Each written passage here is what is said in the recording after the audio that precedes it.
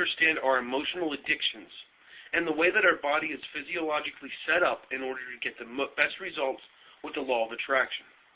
Now, our brain is wired in a very specific way, and it's wired that way to develop habits and memories to keep us alive, keep us safe, and allow us to get progress and get results in our life. Our brain is made up of these little neurons that have little extenders at the end that connect to other neurons within the brain, and there are literally billions of neurons in our brain. Now, as these neurons connect to one another, we begin to develop habits. As you constantly do something over and over and over again, these little neurons wire together to create specific electrical paths through our brain. This is how we develop habits. Take, for example, smoking. Every time you pick up a cigarette and you smoke that cigarette, those habits, those neurons in your brain that have been wired together to develop that habit, begin to develop a long-term relationship to one another.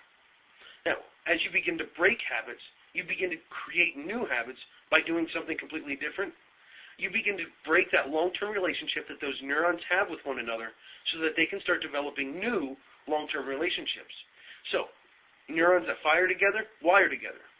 And that's how we develop habits. Neurons that don't fire together no longer wire together. Those neurons will literally begin to move and develop new relationships with other neurons to create new habits. Okay? We also have emotional addictions that are important for us to understand. See, we have something called the hypothalamus within our brain. And the hypothalamus is responsible for creating every single emotion within the human experience.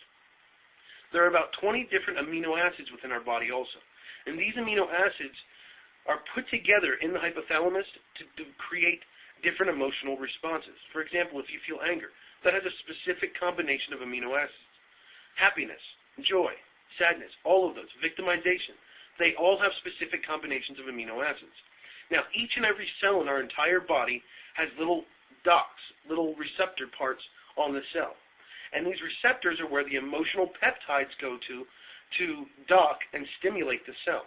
What happens is if you constantly feel anger, if you constantly feel sadness, if you constantly feel like you're being a victim most of the time, your cells literally become addicted to those emotions because the hypothalamus combines those amino acids, creates peptides, ships them out into the body, and they dock on the cell. Now here's an interesting fact. The exact same receptors that are used for our emotions are the exact same receptors that are used for heroin and other such narcotics. So it's clear to see that if we're capable of becoming addicted to drugs, we're capable of becoming addicted to our emotions. And this is the problem for most people when working with the law of attraction.